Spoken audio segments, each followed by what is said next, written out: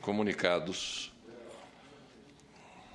sobre o primeiro ciclo de audiências, o segundo painel.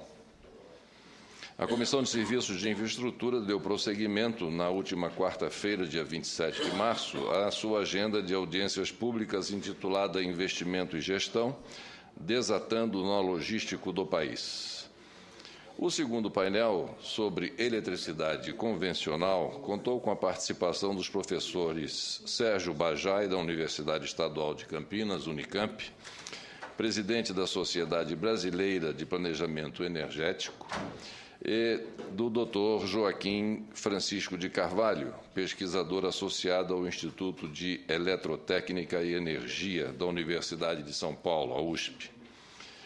O professor Bajai abordou o subtema termoeletricidade com combustíveis fósseis, enfatizando que a discussão se torna relevante, uma vez que, ao deixar de construir hidroelétricas com reservatório, o Brasil vê reduzida a sua capacidade de regularização do sistema integrado nacional, requerendo despachos frequentes de usinas termoelétricas com elevados custos operacionais, o que causa aumento nas emissões de gases de efeito estufa e elevação no custo de geração.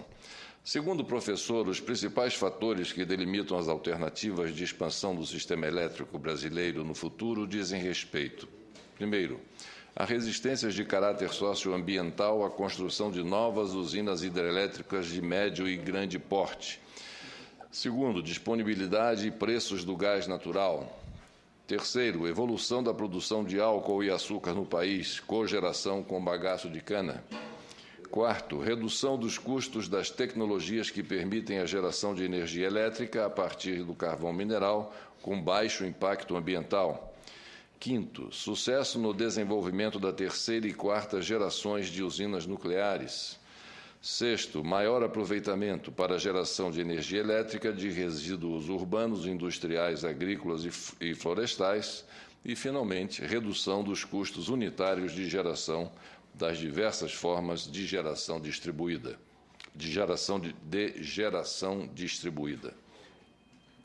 Quanto a usinas a gás natural, disse o palestrante, a questão-chave é a disponibilidade e o preço do gás natural. Se não houver gás suficiente, não adianta querer instalar esse tipo de usina, que nos parece até óbvio, mas também o preço do gás, principal variável econômica no caso destas usinas, segundo ele, é fundamental.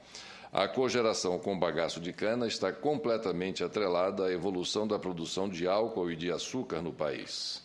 Como todos nós temos acompanhado, afirmou o professor Bajai, existe hoje o que poderíamos chamar quase de uma crise no setor sucro-alcooleiro, motivado pelos preços relativamente baixos da gasolina no país, o que tem inviabilizado a concorrência do etanol nos veículos flex-fuel. Quanto ao carvão mineral, existem hoje tecnologias que permitem diminuir o impacto ambiental desse tipo de usina, mas são tecnologias que ainda são relativamente caras. Algumas estão em caráter experimental e em usinas de demonstração. Então, a adoção dessas usinas no Brasil implica apostas tecnológicas que envolvem decisões estratégicas. Se quisermos, segundo ele, construir novas usinas nucleares, além de Angra 3, que está em construção, vamos ter de fazer aposta nas chamadas terceira e quarta gerações dessas usinas. Existem alguns projetos de cooperação internacional em desenvolvimento, mas também, neste caso, a exemplo do carvão, terão de ser feitas apostas tecnológicas em vertentes, afirma o professor Bajai. No Brasil, segundo ele, nós ainda aproveitamos muito pouco os resíduos urbanos, industriais, agrícolas e florestais para gerar energia elétrica. Ao compararmos nossas estatísticas com as de outros países, vemos que há aí um potencial bastante interessante a ser desenvolvido.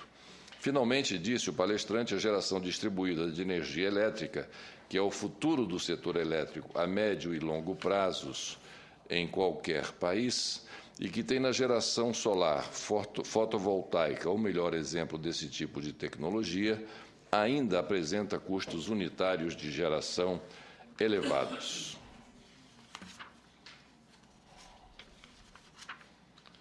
As chamadas gerações alternativas, segundo o professor Bajai, como eólica e solar, fotovoltaica, que estão sendo fomentadas no mundo todo, são fontes intermitentes que necessitam backup, enfatizou. Pois quando não há sol ou não há vento, tem que haver outra usina que substitua.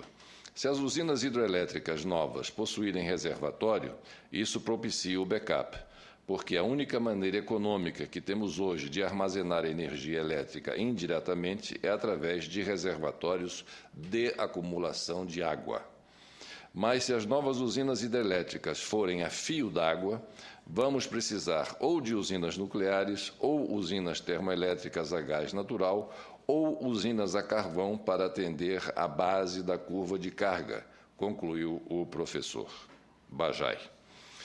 De acordo com o professor Joaquim Francisco de Carvalho, que foi o segundo palestrante do dia, a energia nuclear é absolutamente indispensável à vida moderna. Assim é em aplicações biomédicas, em diagnósticos, em aplicações industriais, na detecção de falhas, controle de qualidade, controle de produção das indústrias metalúrgicas e de construção mecânica, etc. Também na agricultura e na pecuária são empregados radioisótopos para diversas finalidades, como processos de esterilização e outros. Esterilização aqui de alimentos.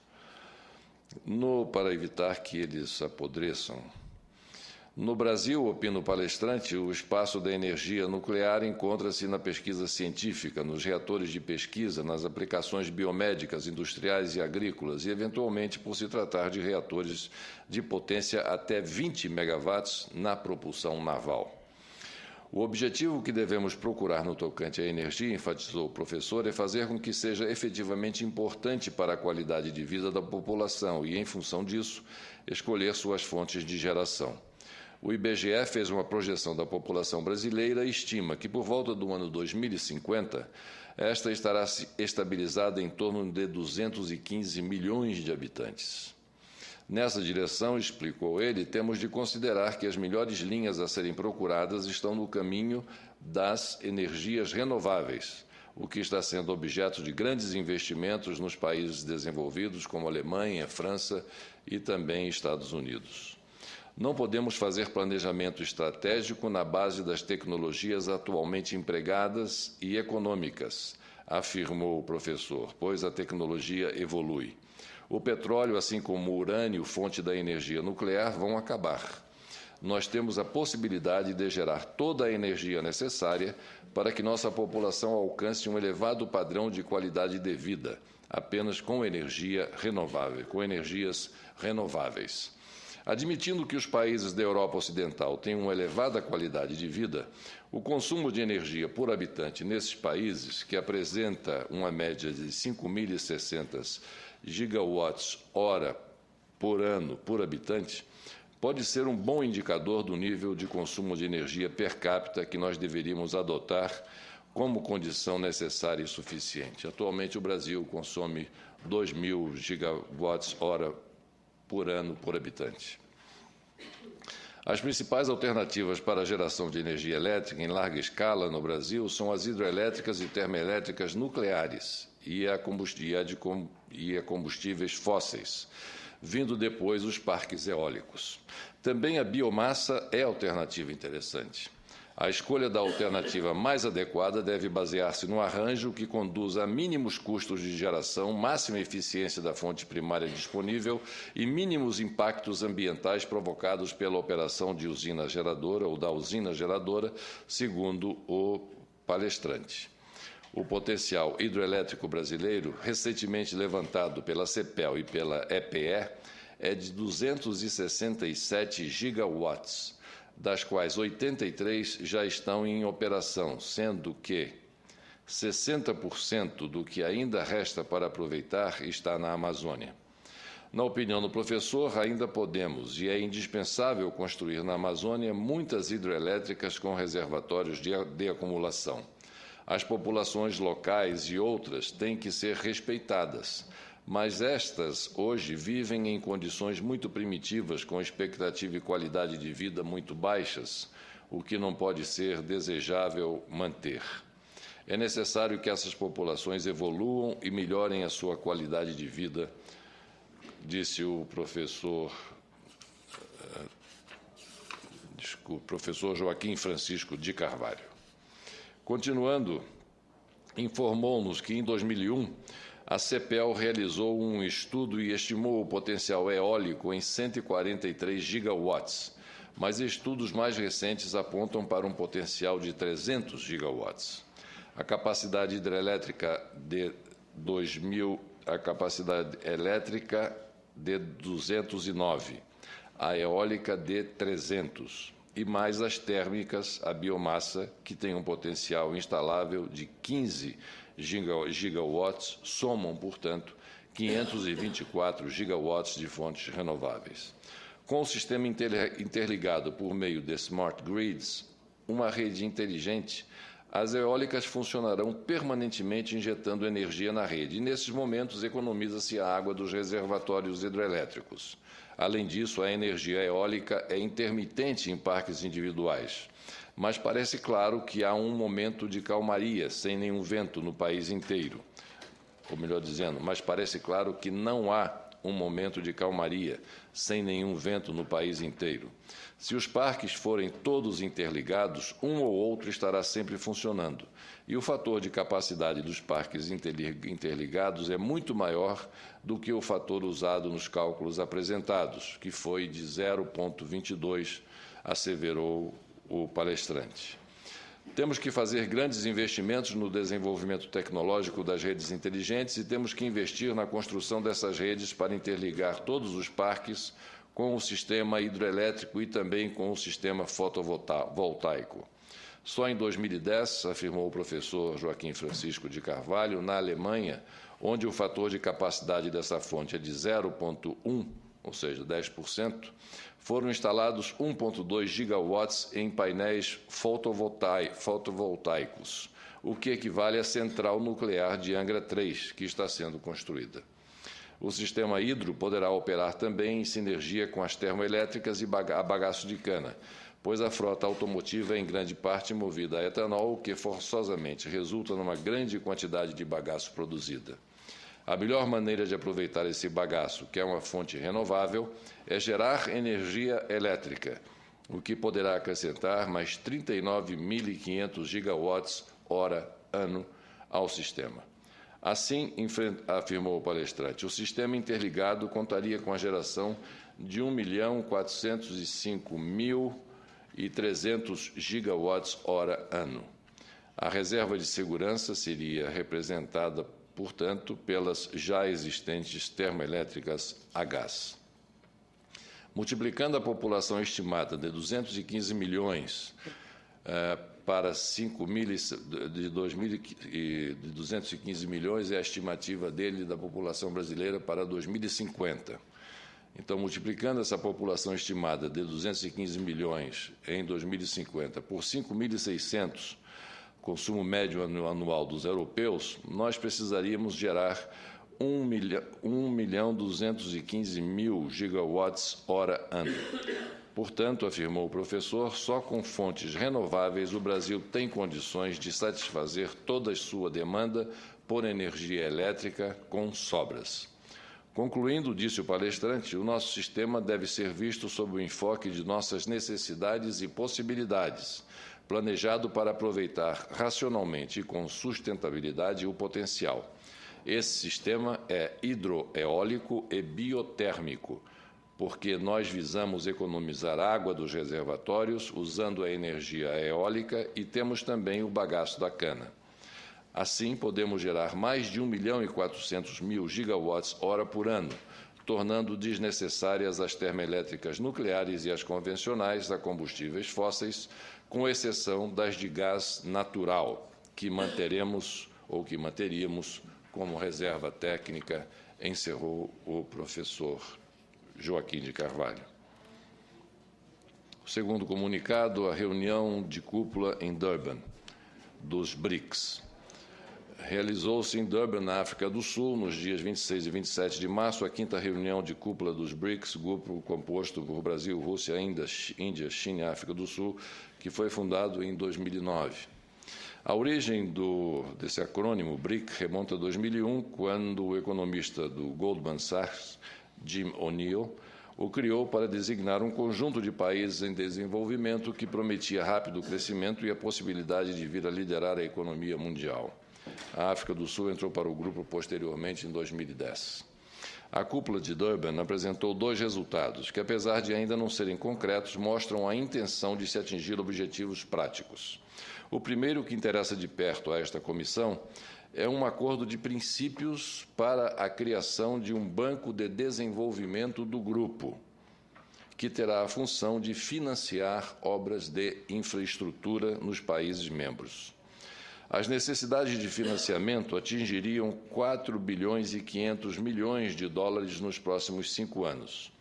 Embora se concordasse com a ideia de fundação do banco, não houve consenso quanto ao local de sua sede, e tampouco quanto à distribuição dos aportes de capital. Essa discussão em relação à sede nos parece sempre algo inteiramente desnecessário.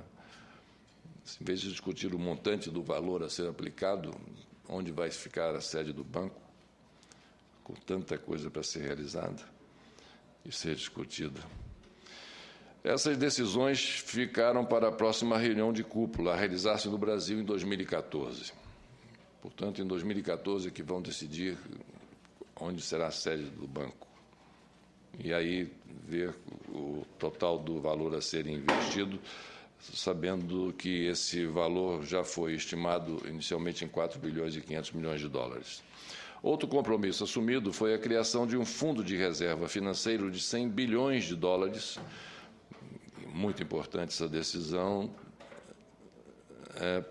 que deverá funcionar como um safety net, que é uma rede de proteção para eventuais crises dos países membros. Na verdade, seria um compromisso dos membros de possível dispêndio em caso de necessidade e não desembolso real na composição do fundo. Os detalhes também deverão ser discutidos em nível técnico, com provável desfecho em 2014. No plano bilateral, o Brasil avançou com a China em entendimentos para um acordo de swap cambial de 30 bilhões de dólares, que permitirá o uso de suas moedas para pagamentos recíprocos. Essa iniciativa tem caráter estritamente bilateral e poderia prescindir da moldura de uma reunião de grupo. O grupo engloba cerca de 43% da população mundial, ou seja, os BRICS reunidos, representam 43% da população mundial, de 20% a 25% do PIB global e aproximadamente 17% do comércio mundial. No entanto, a crise internacional de 2008, as dificuldades de recuperação da economia norte-americana, a persistência de problemas na zona do euro, bem como dificuldades internas dos membros, mostram que as análises que previam cenário no qual os BRICS seriam o motor da recuperação econômica mundial foram apressadas. Com exceção da China, que ainda atinge taxas de crescimento acima de 7% ao ano, houve uma desaceleração forte nos países do grupo. Ainda mais assodadas foram as previsões de que o grupo levaria a uma nova configuração econômica e de poder internacional. 2 iniciativas de formação de áreas de livre comércio, as negociações Estados Unidos-União Europeia e a Trans-Pacific Partnership, apresentam maior possibilidade de funcionarem como indutores do crescimento internacional.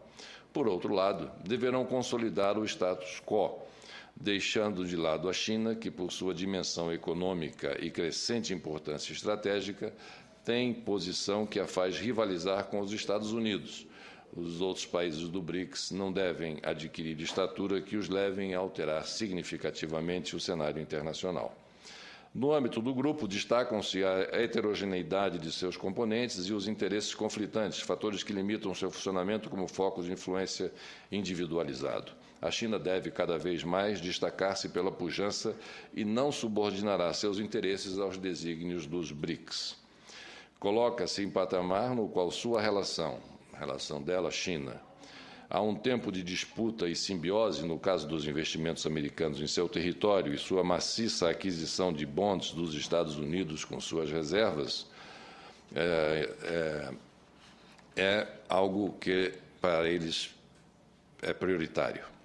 Não se coloca a possibilidade de uma liderança chinesa terceiro-mundista contra os Estados Unidos. A China de hoje é um ator conservador e não revolucionário no concerto mundial, e é interessada direta na sua estabilidade.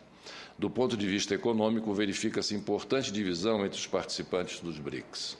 A China e a Índia, que são importadores de commodities, interessam-se por uma queda nos preços de mercadorias, ao passo que o Brasil, a Rússia e a África do Sul, que são exportadores de commodities, lutam por preços mais altos. Essas posições são exemplo das diferenças a que se somam fatores geopolíticos, como as disputas entre a China e a Índia, e a China e a União e a Rússia, que impedem uma atuação mais orgânica dos BRICS e colocam dúvidas sobre o acerto de o Brasil depositar esperanças na atuação do grupo em mudanças da ordem internacional.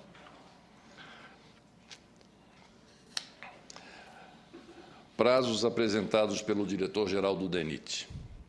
Atendendo à solicitação formulada em nossa última reunião do dia 27, aliás, em nossa reunião de 27 de março passado, já que tivemos outra reunião na segunda-feira anterior, que passou, por Sua Excelência o senador Blairo Maggi, a secretaria desta Comissão de Serviços de Infraestrutura, chefiada pelo Dr. Álvaro Araújo Souza, coligiu as datas e os prazos estabelecidos pelo general Jorge Frache, diretor-geral daquele departamento, o DENIT, para a conclusão de algumas obras ou procedimentos que estão sob o encargo daquele departamento.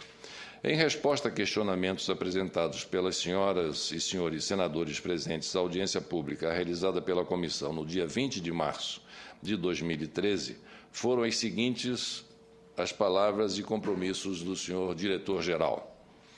Respondendo a uma das perguntas enviadas pelo Alô Senado, o general afirmou que, em relação à BR-101 no Espírito Santo, o contorno de Vitória será concluído em junho, portanto, daqui a 102 dias.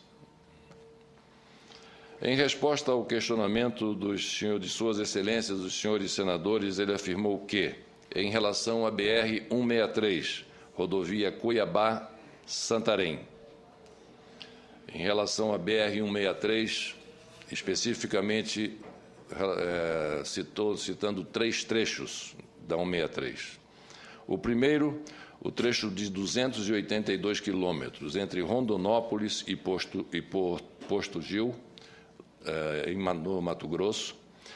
Ele disse que existe um lote problemático, mas que será relicitado.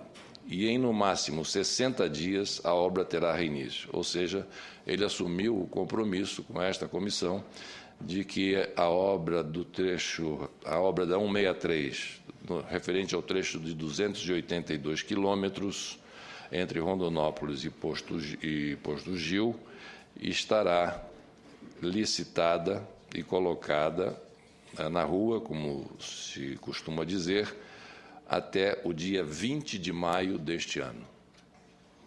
O segundo trecho da 163, de Mirituba, disse ele que estará pronto até o final de dezembro, ou seja, até o dia 31 de dezembro deste ano de 2013. Em relação ao trecho de Santarém, no Pará, afirmou o senhor diretor-geral do DENIT que estará pronto até o dia 30 de junho de 2014, o trecho de Santarém. Então, são os 3 trechos que foram demandados em relação a 163, e nós temos aí as datas para podermos acompanhar a evolução dessas obras. Em relação à BR-242, rodovia Salvador-Brasília, rodovia Transbananal ou rodovia da Soja, ele deu um prazo de 120 dias, ou seja, até o dia 20 de julho deste ano, para a conclusão de todos os lotes e para lançar o regime diferenciado de contratações, o RDC. Em relação à BR-174, trecho do estado do Mato Grosso, disse ele que estão para fechar o anteprojeto, que espera licitar a parte que o governo do Mato Grosso já desenvolveu como projetos em 180 dias, ou seja, até o dia 20 de setembro. É importante assinalar que, nesse caso aqui, não vai depender somente do diretor-geral do DENIT, mas também do governo do Estado do Mato Grosso. Em relação à BR-155 no Pará, o primeiro lote de projeto pronto, assumiu ele o compromisso de que sairá em 30 dias, ou seja, até o dia 19 de abril, sairá o primeiro lote de projeto da BR-155 no Pará. Após isso, será lançada a licitação e, em mais 60 dias, a partir do dia 19 de abril, ou seja, no dia 20 de maio, será feita a contratação. E em 90 dias, portanto, em 20 de junho, as obras terão início. As obras da BR-155 no Pará.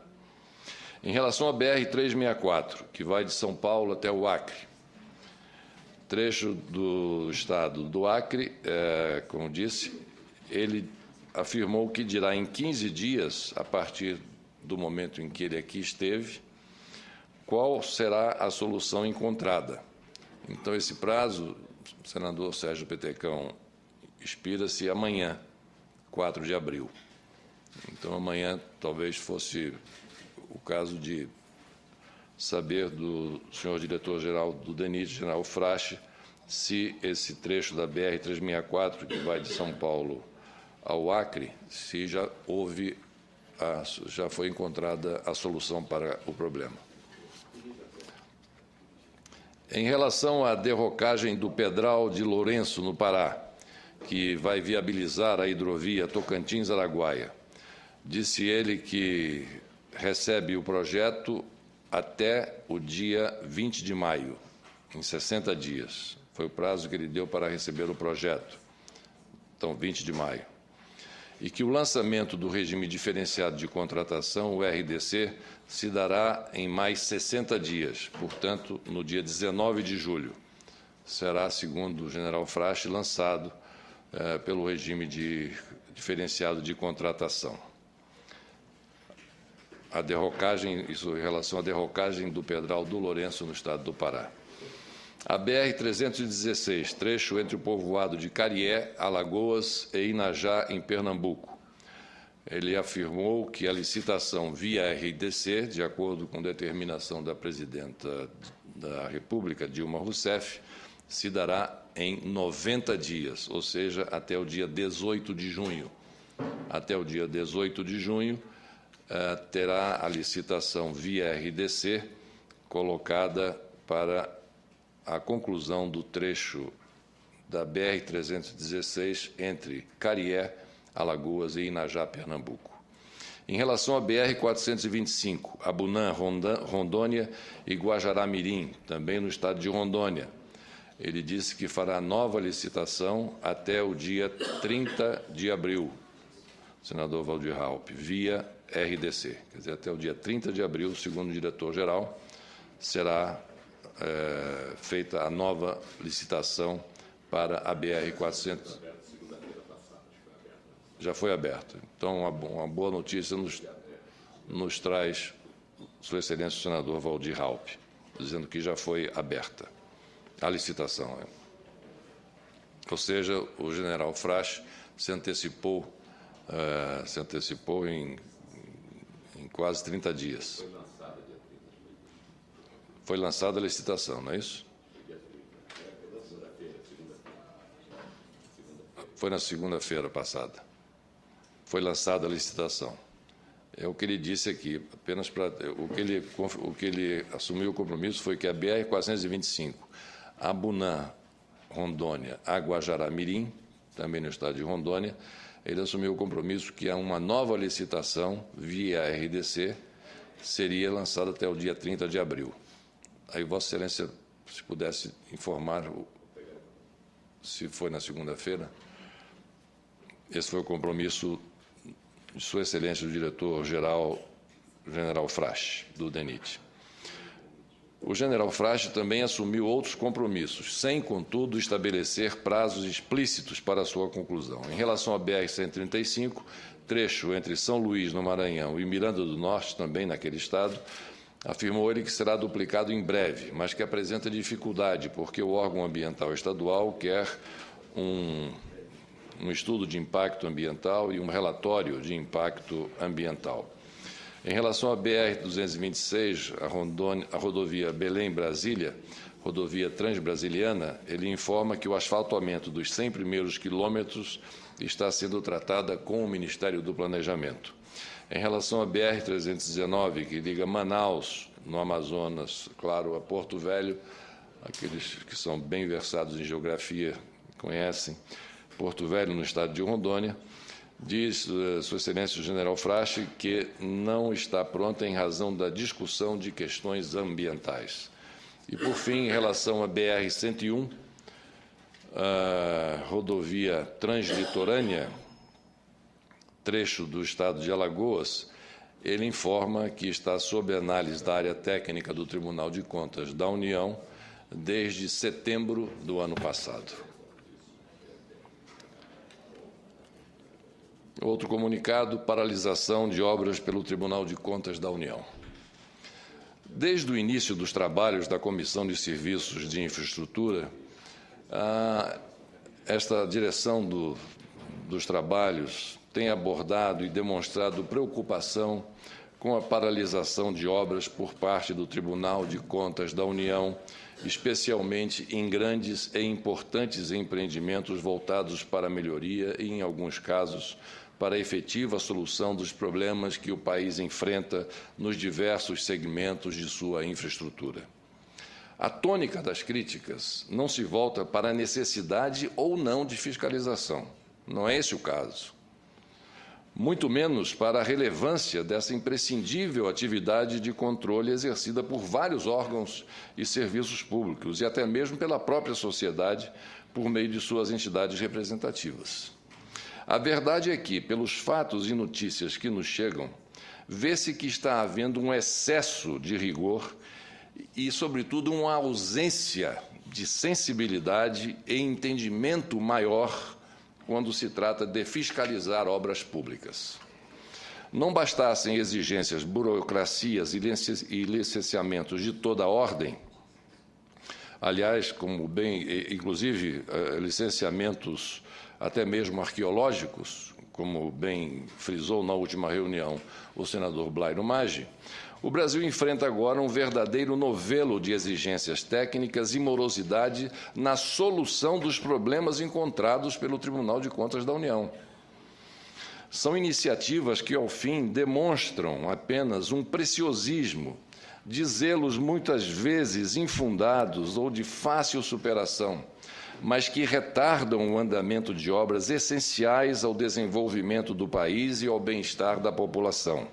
E o pior, o atraso e a consequente retomada dos empreendimentos sempre acabam saindo mais caros aos cofres públicos do que os valores que supostamente se tentaram preservar.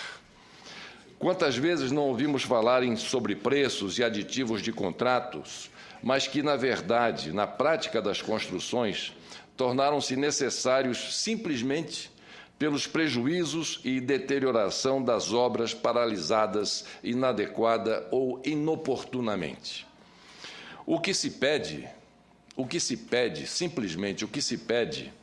é uma maior consciência dos tribunais de contas, da grande responsabilidade que tem ao paralisar uma obra por critérios e parâmetros facilmente contornáveis e muitas vezes desnecessárias. A própria tese da demonstração de produtividade precisa ser revista. Ou seja, os técnicos ganharem por produtividade, ganharem pelo número de embargos que eles fazem das obras que estão sendo realizadas.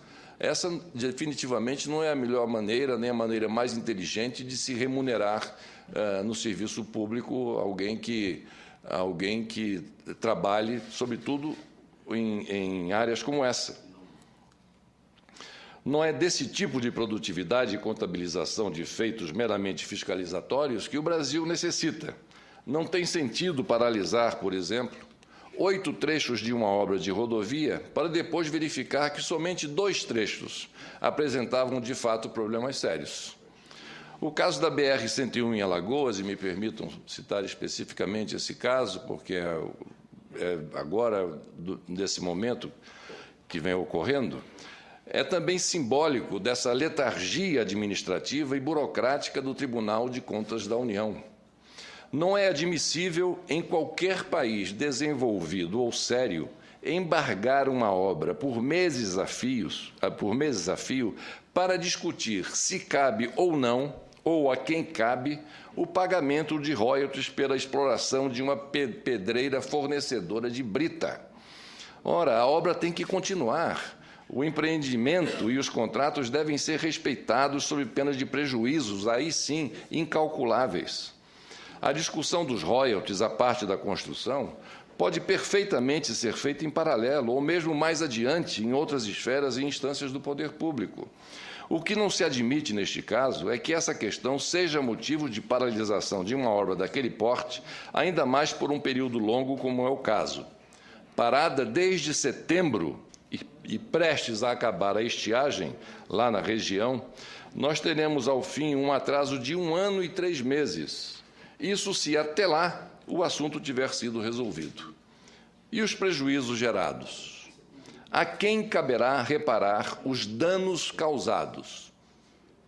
Quem é que vai reparar os danos causados? Quem?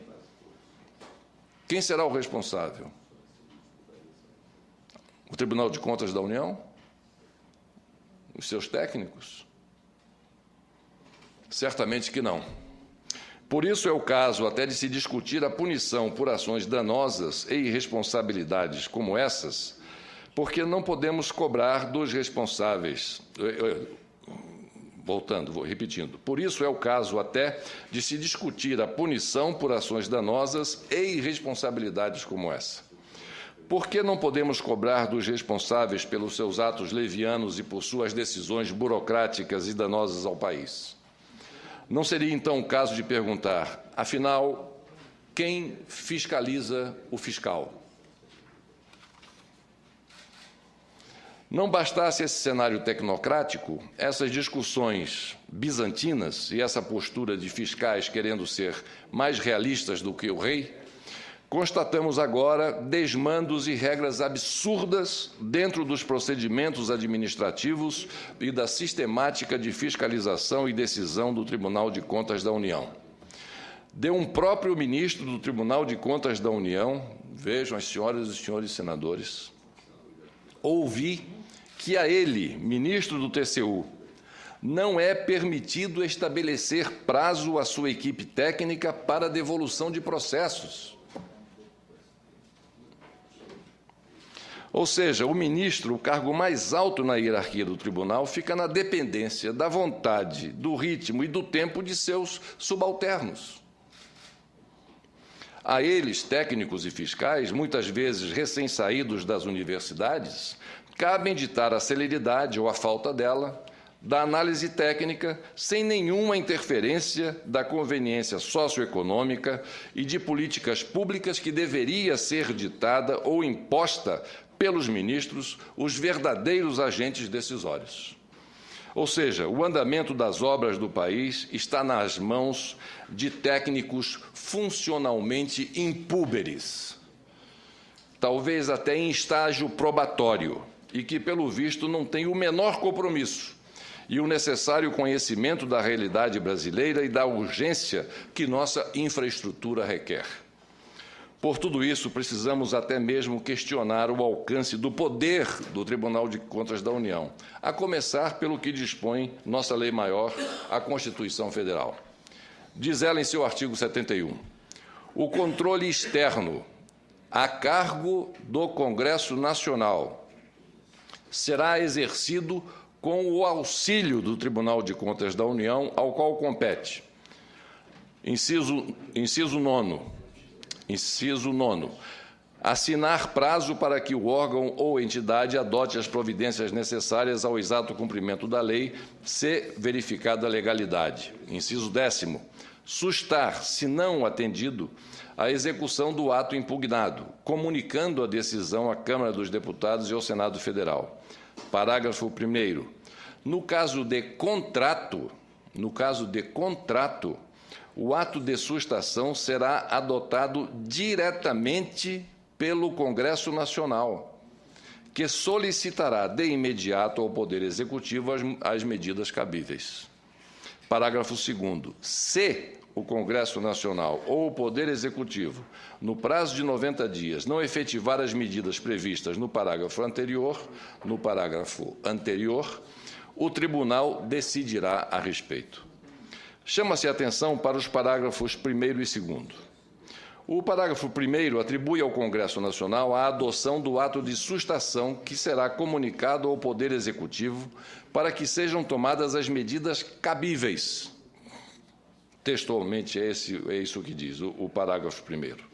Só esse encadeamento, Tribunal de Contas da União, Congresso Nacional e Poder Executivo, já daria muito o que falar, mas o importante é registrar que o Constituinte considerou por bem dar tratamento diferenciado para a sustação de contrato administrativo, quando comparado com a sustação de ato administrativo genérico, inciso 10, conforme já lido, do artigo 71.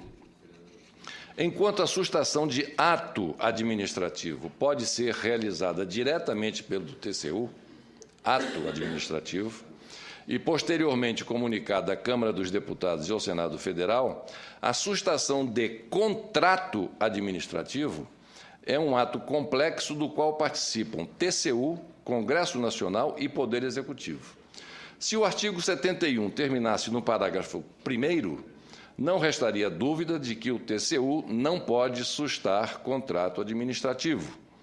O problema todo deriva do parágrafo 2º, que determina, vencido o prazo de 90 dias sem que o Congresso Nacional ou o Poder Executivo efetive as medidas previstas no parágrafo 1º, o Tribunal decidirá a respeito. Decidir a respeito implica o quê? Decidir a respeito implica o quê? Essa é a pergunta que se coloca. Em respeito à integridade e à coerência da Constituição Federal, a resposta certa deve-se harmonizar com o parágrafo 1º, ou seja, o TCU não pode decidir e realizar a sustação do contrato administrativo por conta própria. Não pode. Não pode. Não pode haver sustação à revelia do Congresso Nacional e do Poder Executivo. Não pode. O parágrafo 2º não é alternativa ao parágrafo 1º, mas sim complemento. Outra conclusão geraria situações absurdas. Por exemplo, se o Congresso Nacional, diferentemente do que considera o TCU, decidir que não é caso de sustação do contrato, ainda assim deveria encaminhar o ato de sustação ao Poder Executivo? Ora, isso seria transformar o Congresso Nacional em garoto de recados do Tribunal de Contas da União, o que não é absolutamente o caso e nem é um papel que possamos aceitar em hipótese alguma. É digno de destaque também, e aqui peço a atenção das senhoras e senhores senadores, a forma como a sustação de contrato administrativo, ou seja, a paralisação de obras, é regida no campo infraconstitucional. Vejam como a Lei número 8.443, de 92, a Lei Orgânica do TCU, trata do tema. Artigo 45. Verificada a ilegalidade de ato ou contrato, o tribunal, na forma estabelecida no regimento interno, assinará prazo para que o responsável adote as providências necessárias ao exato cumprimento da lei, fazendo indicação expressa dos dispositivos a serem observados. Parágrafo 1º. No ato de ato administrativo, o tribunal, se não atendido, 1. Sustará a execução do ato impugnado. 2. Comunicará a decisão à Câmara dos Deputados e ao Senado Federal. 3. Aplicará ao responsável a multa prevista no inciso 2 do artigo 58 desta lei. E vem agora parágrafos 2º e 3º, que são importantes. Prestar atenção, se me permitem. Parágrafo 2º. No caso de contrato, o tribunal, se não atendido, comunicará o fato ao Congresso Nacional, a quem compete adotar o ato de sustação e solicitar de imediato ao Poder Executivo as medidas cabíveis. Parágrafo 3º. Se o Congresso Nacional ou o Poder Executivo, no prazo de 90 dias, não efetivar as medidas previstas no parágrafo anterior, o Tribunal decidirá a respeito da sustação do